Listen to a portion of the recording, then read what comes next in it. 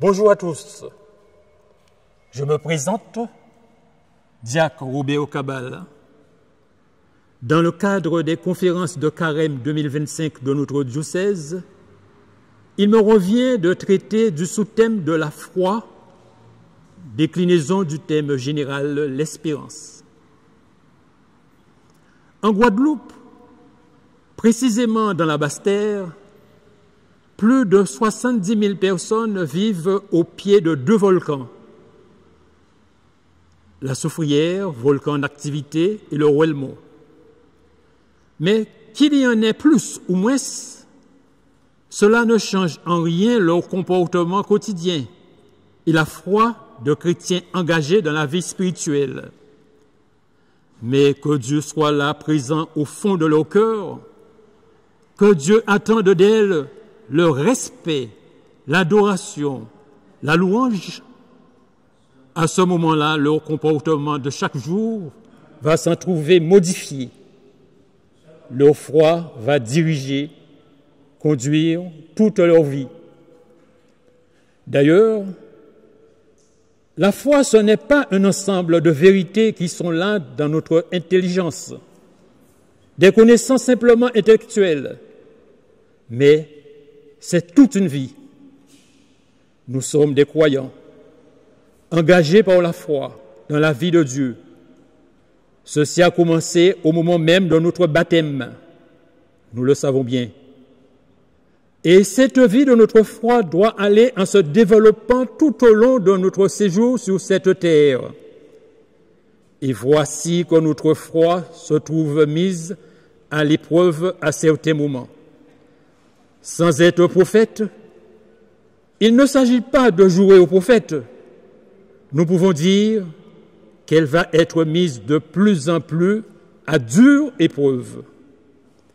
Si nous regardons en effet autour de nous, si nous écoutons, eh bien, nous nous apercevons que nous vivons de plus en plus dans un monde qui se sépare de Dieu, dans ce monde où la science et la technique semblent prendre la place de Dieu, un monde qui n'accepte pas de se plier à de vérités qui le dépassent.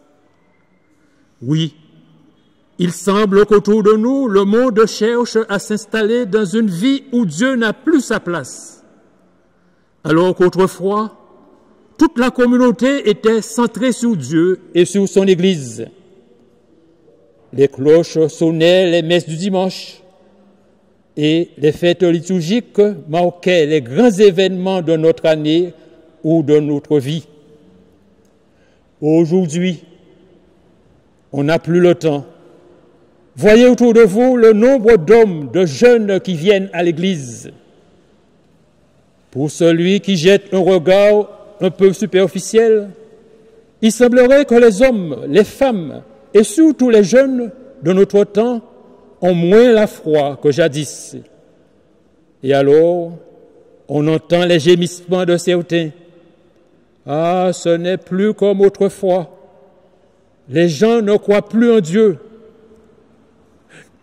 Analysant la situation, on s'aperçoit que les critiques qui sont faites ne sont pas toujours fondées. Il est vrai qu'aujourd'hui, le monde semble voir organiser toute sa vie en dehors de Dieu. Et c'est sans doute une très grande épreuve pour notre foi. Alors, nous arrivons quelquefois à nous poser la question nous-mêmes. Mais est-ce que j'ai raison de croire? Si Dieu existe, comment permet-il tel malheur, tel ou tel cataclysme? Comment permet-il tel ou tel scandale, telle ou telle injustice? Comment, si Dieu existe, permet-il tant de méchanceté dans ce monde? Lui qui est bon, lui qui est Père. Et moi qui l'ai pourtant prié tant de fois pour demander la guérison de cet être que j'aimais, j'ai brûlé des cierges et j'ai fait dire des messes. J'ai communié souvent et j'ai fait des neuvaines. Et puis, je n'ai pas été exaucé.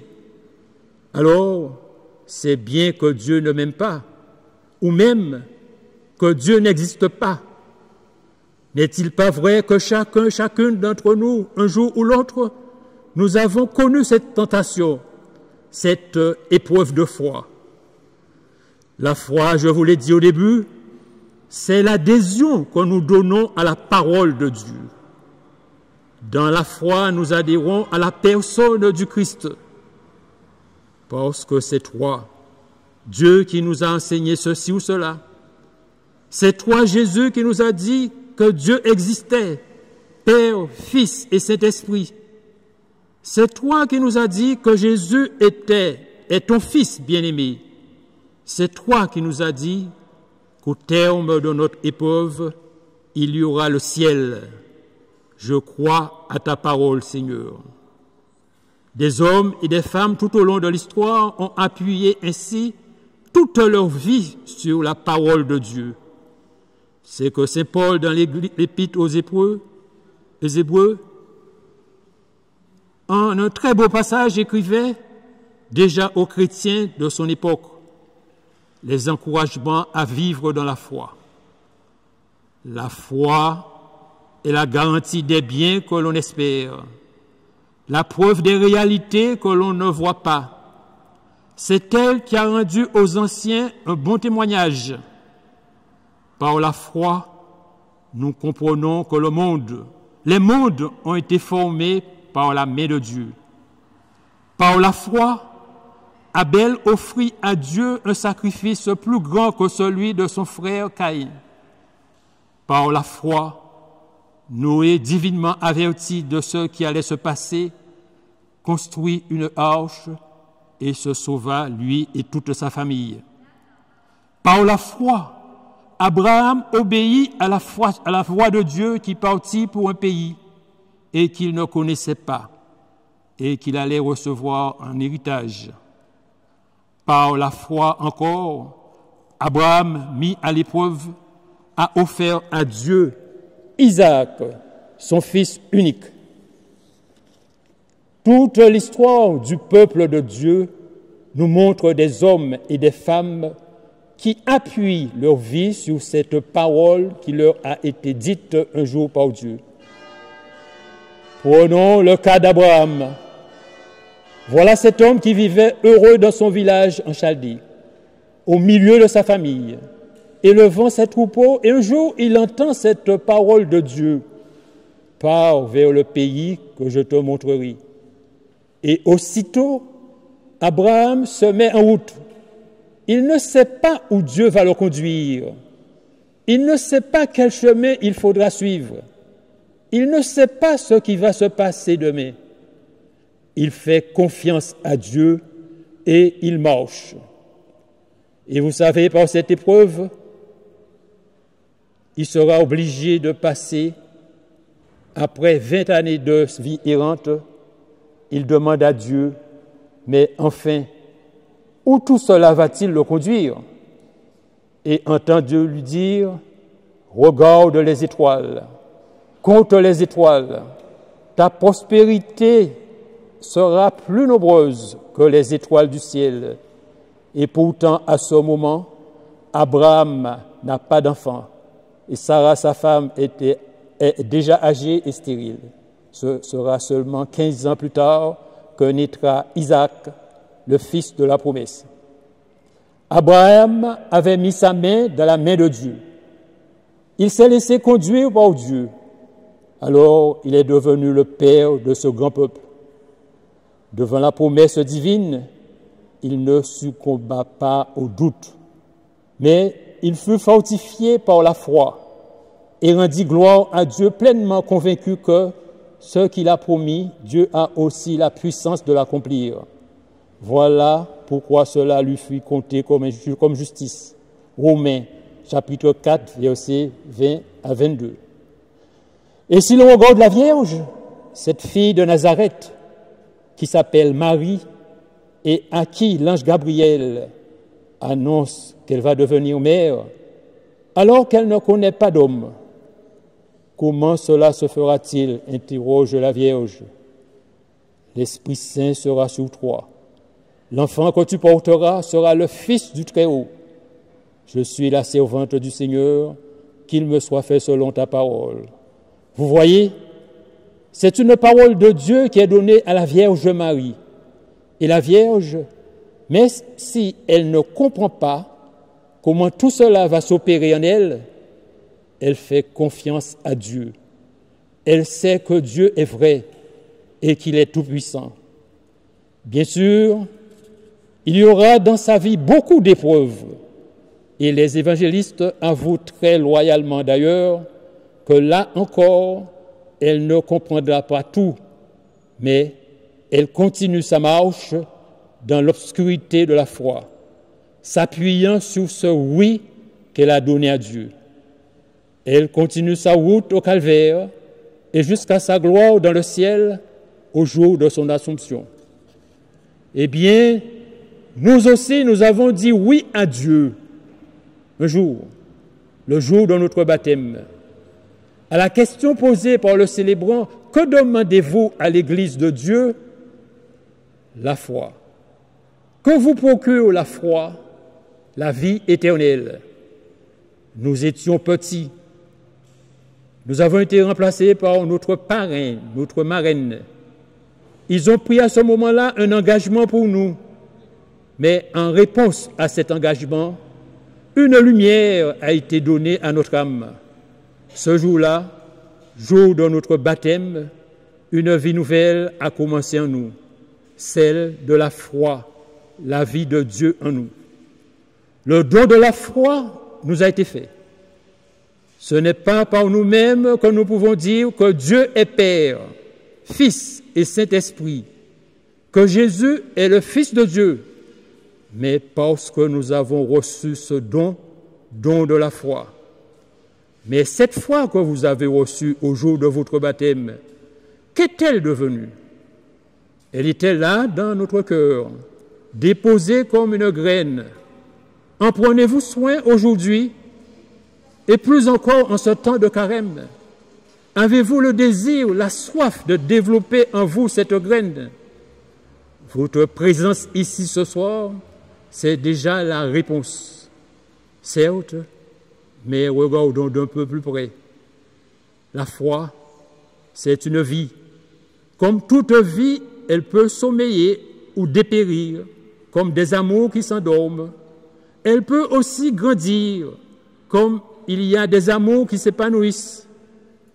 Elle a donc besoin, comme tout ce qui est vie, de se développer. Non pas parce que Dieu change, Dieu ne change pas, mais c'est nous qui changeons. C'est nous qui grandissons. C'est nous qui prenons de l'âge. Notre intelligence va en se développant et nous demeurons dans un monde qui change lui aussi. Il y a des manières de vivre, de penser aujourd'hui qui ne sont plus celles d'il y a seulement 20 ans. L'évolution est elle aussi une loi de la vie. Et je touche là ce malaise que beaucoup de chrétiens et de chrétiennes éprouvent aujourd'hui. Des chrétiens et des chrétiennes qui n'ont pas compris cette évolution qui doit se faire dans la manière dont ils doivent vivre leur foi en raison du changement du monde. Alors, ils en restent à une foi infantile et brusquement, ils se trouvent désarçonnés, décontenancés devant toutes les questions que se pose notre monde. Ils n'ont pas pris soin de développer leur foi, d'éclairer leur foi. Ils n'ont rien fait pour nourrir leur foi. Mais comment la nourrir? En tout premier lieu, bien sûr, on nourrit sa foi par la prière et les sacrements. Comment pouvons-nous dire que nous avons la foi et nous ne prions jamais, ou très peu? Avoir la foi en Dieu qui est amour est un état d'esprit. Nous devons prier pour être en règle avec Dieu. Le baptême est un point de départ. L'Eucharistie, mystère de la foi, est tout au long de la route Jésus-Christ, qui est la parole de Dieu fait homme, est la nourriture de celui qui croit en lui. À la messe, nous entendons proclamer la parole de Dieu. Nous recevons le corps du Christ. Nous proclamons notre foi en chantant même le credo, car la foi a besoin de s'exprimer. La vie a toujours besoin de se manifester.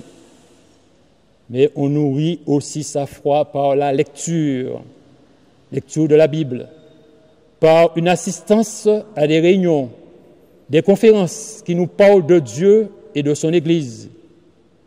Est-ce que vous avez le souci chaque année de vous perfectionner dans votre foi? Ne dites surtout pas, comme certains, « Oh, mais je participe tous les premiers vendredis du mois, tous les premiers dimanches du mois à la messe. Cela suffit. » Non, cela ne suffit pas. C'est tous les jours qu'il nous faut nous donner à notre foi une nourriture. Sinon, peu à peu, notre foi s'estiole. On n'ose plus en parler. Et on se fait devant ceux-là même dans la famille, qui attendent de vous le témoignage de croyance. On n'ose même plus parler de Dieu à ses enfants, à ses amis. On n'ose plus avoir à la maison un comportement de croyant. Et peu à peu, la foi disparaît de la maison. Alors qu'on doit vivre sa foi en communauté familiale, communauté paroissiale. Ceci est très important. Il nous faut parfois aussi défendre notre foi. C'est un trésor que nous possédons, que l'on peut perdre. Saint Paul nous dit dans un vase fragile, il faut protéger sa foi, car il y a des hommes et des femmes qui cherchent à détruire notre foi, parce que cela les gêne. Alors, ils lancent parfois des critiques ou se moquent de nous, et si nous n'y prenons pas garde, ils risquent petit à petit de détruire la foi dans notre cœur. Jusqu'au dernier jour de notre vie, nous sommes capables de tomber et de trahir. Vous savez ce qu'il en a été pour Saint-Pierre. Oui, il nous faut défendre notre foi et vivre dans une foi lucide. Ne pas avoir peur de défendre cette foi en apportant des arguments, nos raisons de croire et plus en apportant le témoignage de notre vie. Défendre la foi des enfants dans le milieu familial. Je reviens encore aux enfants. Des enfants qui vivent dans un milieu matérialiste. S'ils ne trouvent pas à la maison une vie chrétienne profonde et sérieuse, dites-vous bien qu'à 14, 18 ans, ils n'auront plus la foi. Cela ne suffit pas de les envoyer au catéchisme. L'enseignement qui est donné est insuffisant. Vous, parents, papa et maman, vous devez instruire vos enfants. Cela se fait jour après jour à la maison, par le comportement de la famille, à l'occasion des fêtes, des naissances, des baptêmes. La foi du baptême est authentique, semence de vie divine. Une semence est faite pour produire une plante. Elle doit germer, grandir et porter du fruit. La semence ne fait pas tout. Seule la bonne terre lui fera produire 100 pour 1. Heureux ceux qui écoutent la parole de Dieu et qui l'observent. Luc, chapitre 11, verset 28. La foi, pour grandir comme pour naître, suppose un cœur qui aime. C'est à vous, parents, de créer le climat de foi. C'est à vous aussi de surveiller l'instruction religieuse des enfants et dans les conversations à les aider à sortir du matérialisme. L'avenir de la foi dans ce département repose sur les foyers. Et non seulement l'avenir de la foi dans notre chère Guadeloupe, mais l'avenir tout court de la Guadeloupe. S'il y a des foyers qui croient vraiment à notre Seigneur Jésus-Christ, s'il y a des foyers qui sont véritablement des sanctuaires dans lesquels Dieu est aimé, alors il y aura un bel avenir pour la Guadeloupe.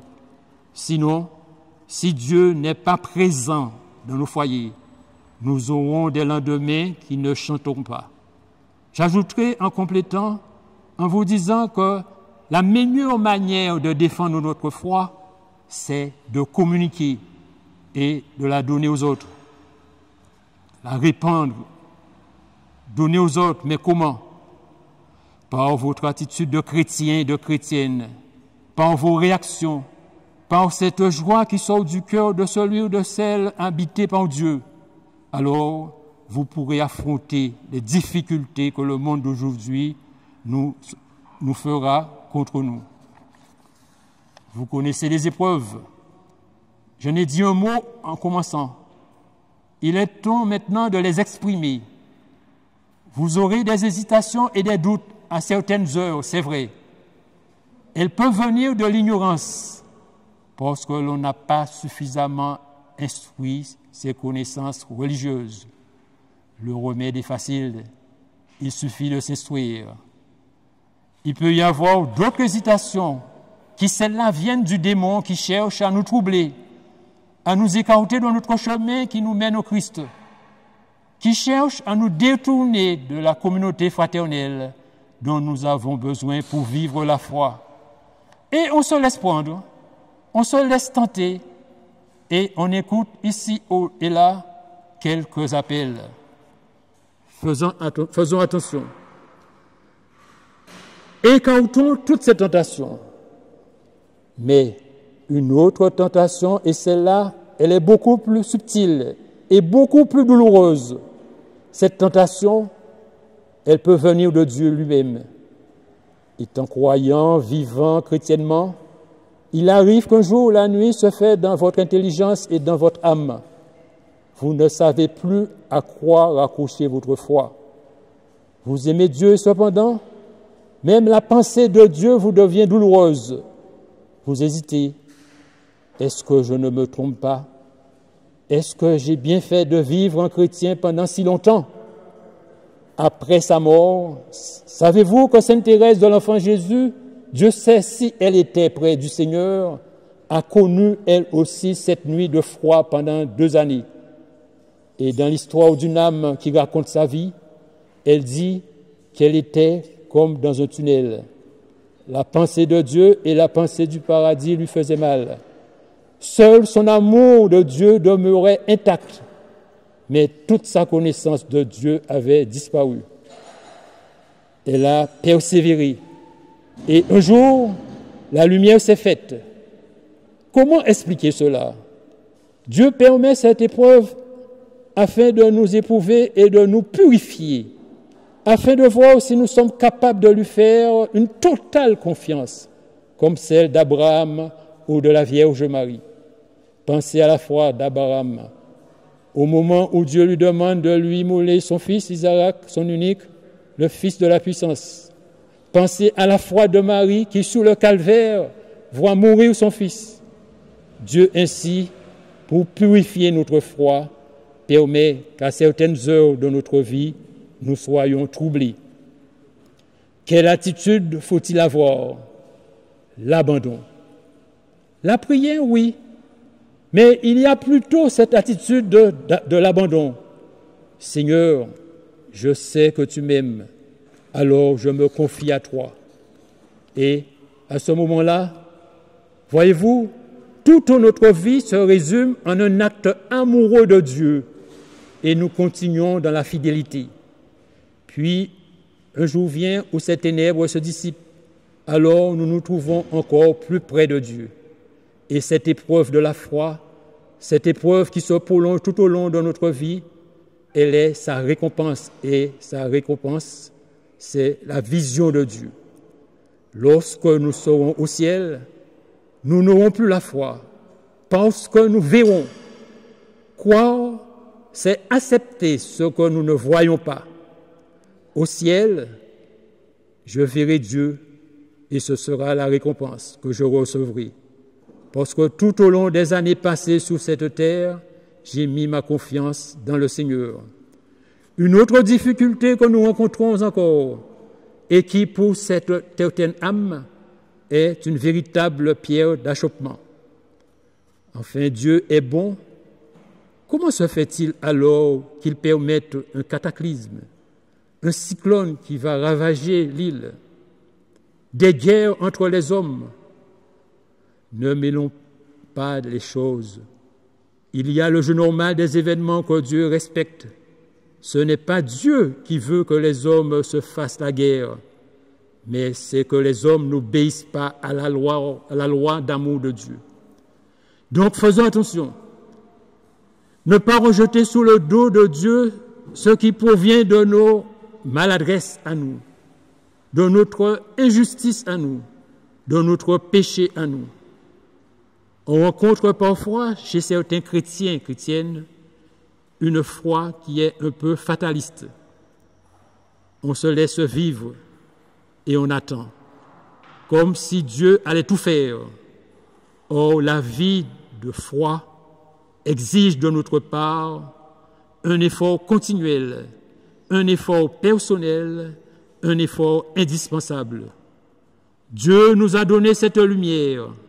Elle est là, en nous. C'est à nous de la faire grandir. Dieu nous a donné la vie de la foi. C'est à nous de nourrir cette vie de foi.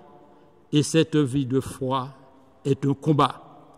Au jour de notre confirmation, l'évêque nous a donné le Saint-Esprit avec tous ses dons, afin que nous soyons capables de mener ce combat courageusement, malgré les difficultés, malgré les échecs. Être croyant, voyez-vous, cela exige une vigueur, une force. Nous n'avons pas à regretter d'avoir reçu ce don de la foi. Nous voyons autour de nous des hommes et des femmes qui ne croient pas et nous nous apercevons qu'ils sont bien souvent malheureux, perdus dans la nuit. Ils ne savent pas où ils vont. Nous savons où nous allons. Nous savons que nous sommes le peuple de Dieu, le peuple de prêtres, le peuple de rois, une assemblée de saints qui marchent ensemble vers Dieu et que Dieu est là au milieu de nous. Nous sommes certains de la victoire. Notre victoire sur le monde, a dit Saint Jean, c'est notre foi. Chers frères et sœurs, je vous remercie pour votre écoute et sur ces paroles, je vous souhaite un Saint Carême.